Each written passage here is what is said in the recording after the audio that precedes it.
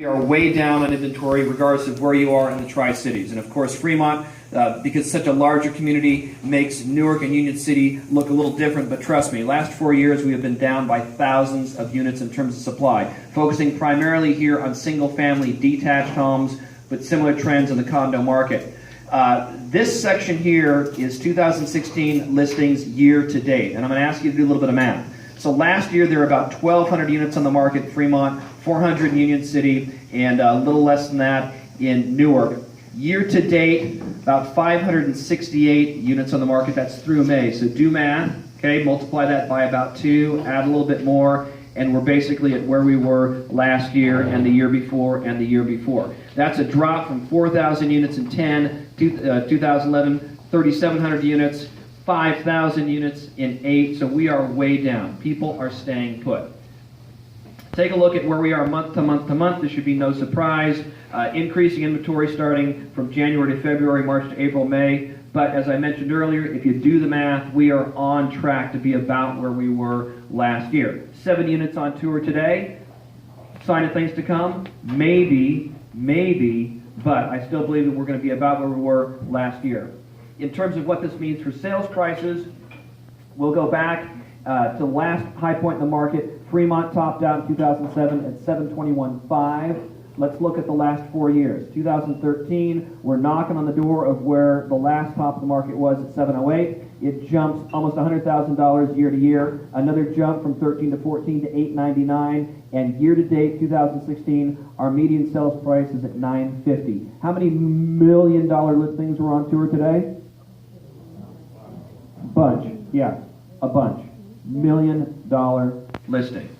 Now, this is one way to look at it, and if you want to extrapolate and say, well, we should expect another $100,000 year-to-year price increase from 16 to 17, maybe not so fast. You're shaking your head, and this is why. Here's basically that same information, same geography, charting the percentage change year to year. 12 to 13, you can see that Fremont, Newark, Union City were all in the 20 to 30% year-to-year price increase. That drops almost by half. Still positive, but we're now in the 10 to 15% year-to-year price increase from 13 to 14. 14 to 15, about the same. Year-to-date so far, that price increase is down again by half. Union City is about 0.02 increase year-to-date. So the expression that I've been telling the media and other folks is that, is there a bubble? No. Have we reached, or are we reaching cruising altitude for the pilots in the room? Yes. So in terms of big dramatic price increases year to year, I don't see that happening year to year. I think that we're at the point where, particularly in single family detached homes, buyers are finding the maximum comfort level, and I think sellers need to keep that in mind as well. Comments, difference of opinions, thoughts on this? I nailed it, really? Thank you, Steve. I don't like you, I love you. Let's move on. What does this mean for sales activity? The big takeaway here is, and don't freak out when you see this big drop. If you remember back to our inventory slides, if you put a home on the market in the Tri-Cities, what happens to it? I'm sorry, what was that? It sells. It sells. Let's do some more math here. So sales activity year to date, about 446 units in Fremont. Do the math, multiply that by 2, add a little bit, you come up with a little over 1,000. And this decline in sales activity tracks the decline in inventory. Now keep in mind, 1,400 units are coming on the market, and we're going to dig into exactly what those units look like in a second. But in Fremont, 1,500 units sold 2012, 1,400, 13, we're on track to be about 1,200 units this year. You want to know how many homes are going to sell in Fremont this year? Just figure out how many went on the market, because they're all going to sell. Difference of opinion? Different perspective? Yes, no? Steve? Spot on. Right on. There we go. Here we are year to date. Our sales activity in all of our communities mirrors almost to the unit what we were seeing in inventory. Fewer homes on the market in January, fewer homes sold. Little drop here in February, and then boom, 93, 112, 129. Similar things in Newark and Union City. Not as dramatic because they're smaller markets. So, here are some takeaways. In other words, animation didn't quite work here. If you look at point number 3517, inventory has been and will be limited. Don't confuse that with point 3517, which is sales prices are stabilizing but still high. And then if you look at point number 3517, Sales, by the way, those are my measurements, 35, 17, if you were curious. Sales activity is brisk comparatively. It all depends on what you're comparing that to. If we go back 2005, 2008, maybe the last time your clients were looking at what was going on in the market, yeah, things are selling, but at not nearly the volume that we had maybe the last time your clients were engaging in real estate. So, some thoughts here. Moving on. Question is, what's going to happen? And I was asked by Joe to do a little bit of prognosticating, which is now legal in Alameda County. So, here's what's going to happen. I'm going to read every single piece of text on this slide. No, I'm not. This is information from the city of Fremont about what's going to be hitting the market between 2016 and 2017. Let me translate this information to you. A lot of new product is coming on the market. But the takeaway here is, okay, here's single-family homes, 24 units, condos, another 42 single-family homes, townhomes, little single-family, townhomes, single-family, townhomes, single-family. What's coming on the market? Townhomes. How did you guys, what? And we're going to summarize this in a second. If we move into Newark, what's on the market right now? Project right behind BJ's, Prima's, 146 townhomes, 93 condos, 42 single-family homes. In July, the classic Cedar Park right behind the Russian School, 77 single-family homes. Get into Equinox on Birch Street, that's coming in July, 15 single-family homes. Bay Shores, 360 townhomes are coming, plus almost 200 single-family homes. Guess what they're doing in Newark? Who said that? They're building houses in Newark. And you know why? Because they can and because they haven't in years. If I got in my time machine and went back a couple years, what would I have said about new construction in Newark? It's not happening. It's not happening. But the pressure built and built and built and built, and boom, it's happening. So let's summarize all this for a second. You're probably asking, wait a minute, you just put up a bunch of slides. How many new homes? Is anybody asking that question? Yeah. Here we go. In Fremont, look at point 3517. In Fremont, I love redundancy. Could you press the space bar, please? Could you press the down arrow, please? Drum roll. Yeah, okay. We've got technical problems here. Here we go. All right, okay, now we're going to go back. In Fremont, okay, this is not working. I think we might have missed a slide here. Bottom line is, the stuff that's coming in Fremont, most of it is attached product. And I point this out because if your clients, and this goes back to all those $1 million single-family detached listings that are on tour today, if your clients are interested in Glenmore, if they want that single-family experience, of those hundreds of units that are coming online in Fremont, most of them are attached. I think it was 93 single-family homes are coming online in Fremont. It's similar experience in Newark, although there's a few more detached opportunities in Newark. So 1,400 new ownership units.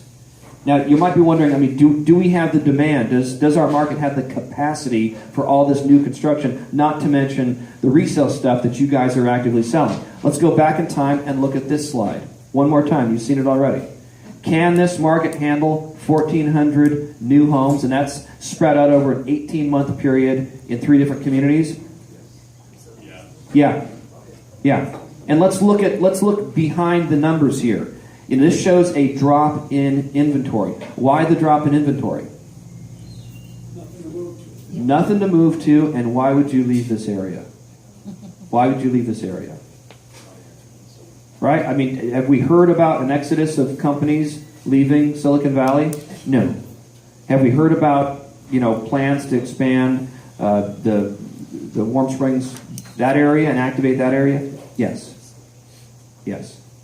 So, in asked to prognosticate about what's going to happen, let's go back to the market update that was done earlier today. What's the Fed done? Nothing. Right? What's going to happen in November? No, something's going to happen. Election. We're going to have a new president. So, do you think the Fed's going to do anything until November? Probably not. And even if the Fed cranked up rates a point, 1 full point, how would that resonate in the market?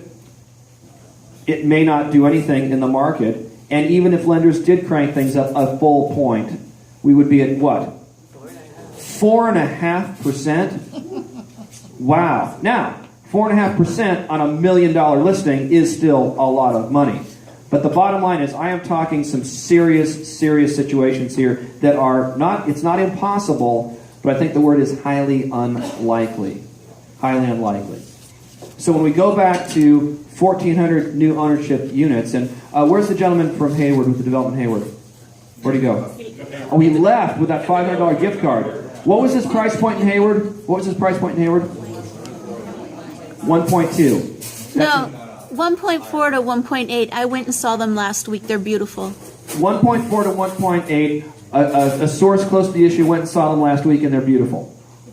Okay, see what I did there? Thank you. So, look at price points here. Look at what's coming on the market. Look at interest rates. That's what you need to be following. I mean, my presentations, hopefully they're helpful, but whatever she says and whatever the other lenders in the room say, that's what you need to be looking at. So, sorry that it looks like we have a technology problem. If you are curious about the mix of new units that are coming on the market, please let me know. I can send you these slides so you have a better idea of what's coming. There's a lot of stuff coming, but again, I think the market's going to absorb it. If you have any questions, feel free to contact me. One last thing. I think I've got a second. Do I have a second? Yeah. Talk about rent control. Here's what's up with rent control. City of Fremont, based on the direction of a single city council member, they're investigating some kind of tenant protection. Over the last few months, they have held stakeholder meetings between tenant advocates and representatives for property owners and landlords and property managers. City staff wants to come up with a compromise position between the tenant advocates who are screaming for rent control and just cause eviction and a moratorium on rent increases. The tenant advocates don't seem to have traction with city staff to make that happen immediately.